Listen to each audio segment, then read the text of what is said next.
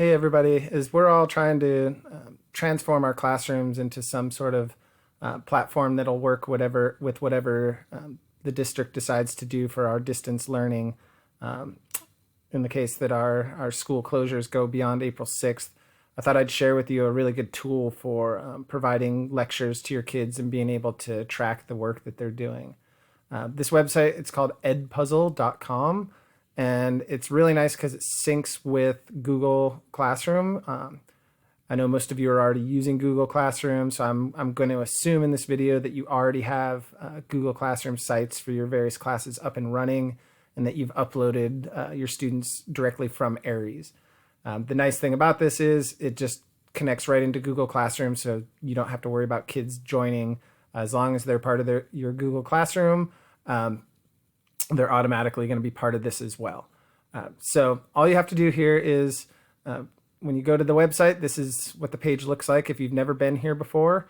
You can either click down here where it says get started, or you can click sign up. Either one of those is just going to take you to the same place. Obviously, you're going to select I'm a teacher, and then you want to just use sign in with Google and make sure that you're using your school account, and that way you'll be able to link all of your stuff from Aries. So I'm going to go ahead and sign in. Mine's going to look a little different here because I've already been using this quite a bit, but I just want to go over some of the things that are really, really useful. So the first thing you'll need to do is add your classes into your page. So if you go up here where it says My Classes and click on that, again, I've already got some classes loaded in here. These that are down below are the classes that I've archived because they're older ones. And then this is the current one that I'm using right now. But for those of you who are using this for the first time, you'll just click right here where it says Add New Class. You go to Google Classroom, and then it'll let you choose which classes you currently have active that you want to add. You just check the box to add the class, click Import, and it'll add the kids for you. So since I've already got that done, I'm going to go back to just the starting page and kind of walk you through a few things. I'm just going to keep this really simple, give you basically what you need to know just to get started. There's a lot more that you can do with this than what I'm going to show you, but I'm going to try to just give you what you need to really get up and running. A lot of people ask, if you're moving to a flipped classroom or something like that, do you have to have your own videos? And the simple answer is no.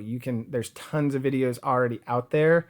And you can just choose ones that other teachers have already recorded and put questions in and everything. So it's really, really simple. You can search various different ways. You can go by different subject areas by selecting curriculum. You can see if you click on Mission Vista, you can see what teachers are already using this app and what videos they've created. Or you can search by various popular channels, Edpuzzle, videos that are already made, YouTube, Khan Academy, any number of different sources. So I'm just going to give you an example here. I use a series of videos called Bozeman Science quite a bit. And so I'll pull up Bozeman Science photosynthesis. And if you look up here at the top, you'll see these are videos that other teachers have already made. You can look for the names of teachers that you might know, but what you can see here is how long each video is. And then this little number right here shows you how many questions those teachers have already embedded in the video.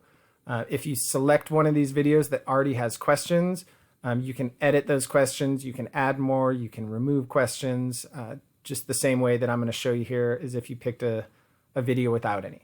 So down here you can see these are videos that came up on the YouTube search for that inquiry.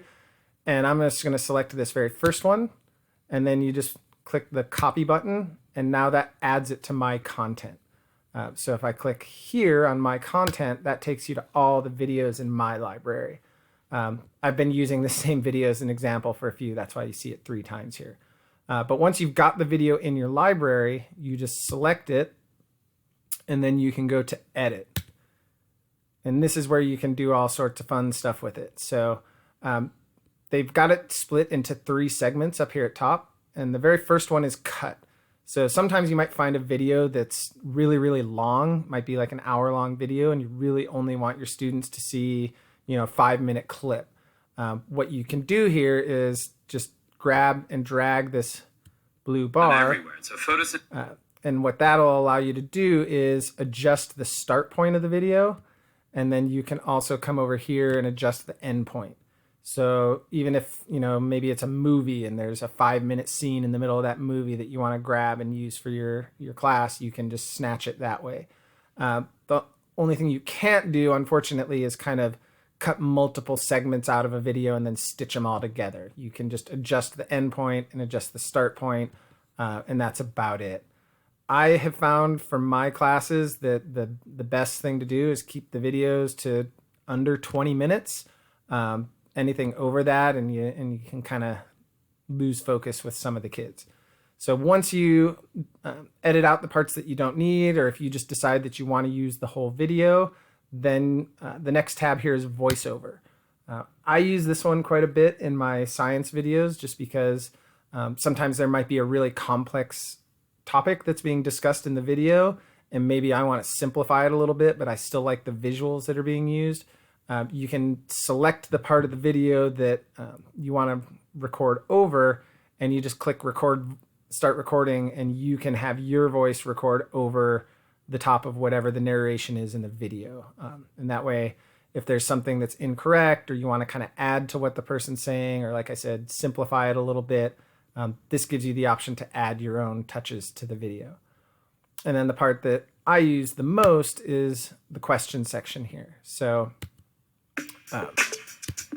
basically what you'll do is you just start playing the video that you're going to show. And once it gets to a point where you want to ask a question, you just click over here on one of these two boxes. So let's say you want to create a multiple choice question. You just click on that one, and it pops up these boxes. So here I could say, what is chromatography? And then if you want it to be multiple choice, you can just kind of fill in however many multiple choice answers you want to have. And then you'll select which one is the correct answer. One thing you want to kind of pay attention to is if, let's say this is my correct answer here, you not only have to select this as the correct answer, you have to label this one as incorrect. So if you have 4 or 5 answer choices and only one of them is the correct answer, make sure you have the little red X marked by all the ones that are incorrect. The nice thing about multiple choice is when you get to the end of the video, it'll automatically grade them and it'll give you scores for all your kids. I usually use open-ended questions or some combination of open-ended and multiple choice, but it's kind of nice to have the flexibility of both. Sometimes I'll pick videos that already have embedded questions, and if they have a multiple choice that I just want to turn it into a open-ended, it's super easy. You just drop this down, click open-ended, and now it gets rid of the answer choices, and the students have to fill in the open-ended question. One way that this is really nice for me in my classroom is if you have those kids who are kind of afraid to raise their hand in class, I just tell them right out from the beginning, if there's a question and you just don't understand or you don't know the answer, they can actually type in as their answer, hey, can we please discuss this in class? And then I can bring it up the next day in class without having to rely on them to raise their hands. So anyhow, you just let the video play, and every time you want to ask a question, you just click the little question button, type in your question, you click save, and then the video will just keep going. Photosynthesis. So as the video keeps going, I want to ask another question, you just start there. So once you finish, you just come up here to the top, you click finish, and now this video is pretty much ready to go. If I'm not ready to assign it yet, I can just save it and move on to something else. Or if you want to actually assign it to your class, you can click here to do assign. If there was something you want to change, you click edit and go back to any of those previous screens. But let's say that we want to go ahead and assign this video. So I click on assign. I come over here to the class that I want to assign it to, and I check the box on that one. And then it gives you a few options over here on this side.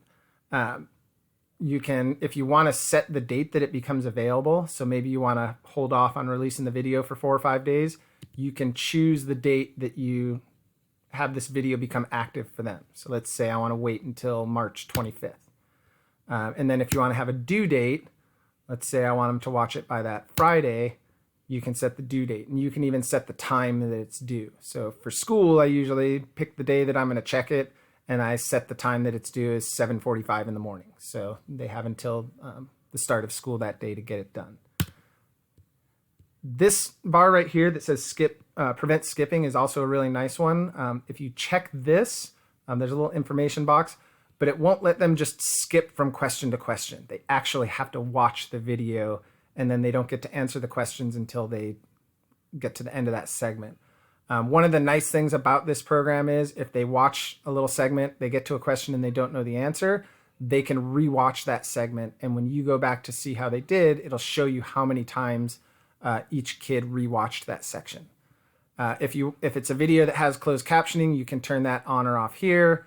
And then once you've selected a class on this side, you have the option of posting to Google Classroom. You'll notice if you don't have any classes selected, that goes away. So you have to actually have a class selected. Once you have all that done, you just click on Assign, and you're ready to go.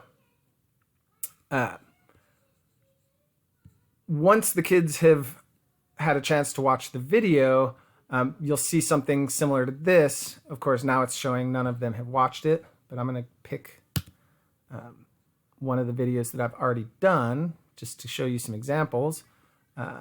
Here's one we did recently.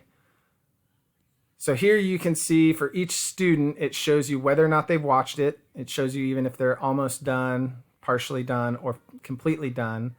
And you can select on each kid, and it shows you how many times they watched each segment. So you can see if they had to repeatedly go back, which is kind of a nice thing to be able to see. Or what you can do is just go straight to the questions, and it will, you can select the question and you can see each kid's answer. If it's multiple choice, it'll just tell you how many of them got it right versus how many got it wrong. Since I use open-ended, it just has 0 of 34 right because it doesn't have an automatic grading feature for that. If you do use the multiple choice questions, it'll even keep a grade book for your class, so you can go back and actually see, how the kids did on the various different videos. You can export this, but as far as I know, this doesn't sync directly with Aries at this point in time. And then the really nice thing is once you've used this for a while, like I'll go back to my content, these are all videos that I have used in the past. They're saved in there, and you can just keep using them over and over and over again for different classes. You can adjust them as needed. It's kind of nice because once you've created a video, you don't have to keep reinventing the wheel. You can just keep using those videos over and over again. And usually what I'll do is select multiple videos. I'll assign them at the same time. I'll give them different video or due dates, and that way the kids can kind of go through them at their own pace. So hopefully that was enough to kind of get you going on Edpuzzle. If there's any questions any of you have, or you want to get a little bit more involved with it, feel free to email me. I'm happy to help you navigate through this. If you're interested in figuring out how to create your own videos and uploading those, just shoot me an email and I can definitely help you along with that process. But it's a really good tool, I think, for what we're going to need to do here coming up if we're going to be out of school for a while. This is just an easy way for you to create content for your kids and have access to it for them and for you to be able to see how well they're doing with it. So hope you're all doing well. Hope you're all staying healthy and keeping active and having some good times with your families. If you need any help with anything, let me know.